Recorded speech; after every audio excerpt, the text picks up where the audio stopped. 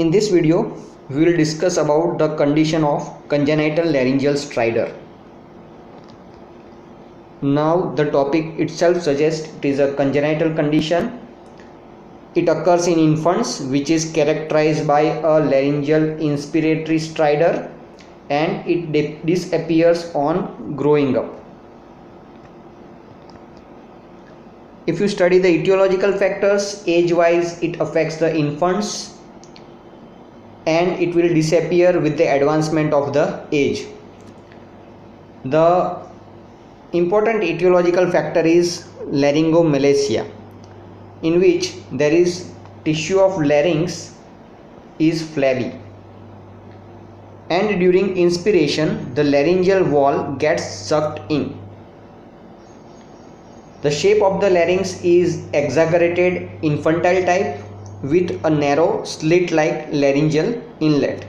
So here in the picture you can see that the condition of laryngomalacia leads to a flabby larynx, and during inspiration the laryngeal wall will get sucked in. So when during the inspiration, due to this condition, there is obstruction into the airflow is produced.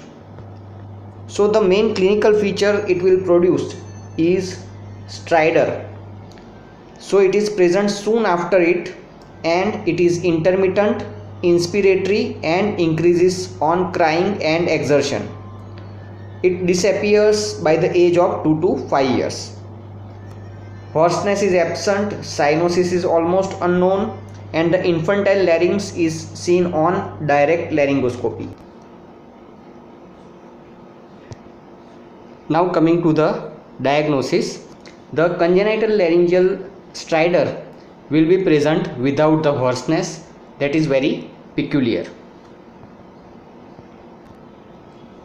As this condition disappears on advancement of age, that is why no treatment is required.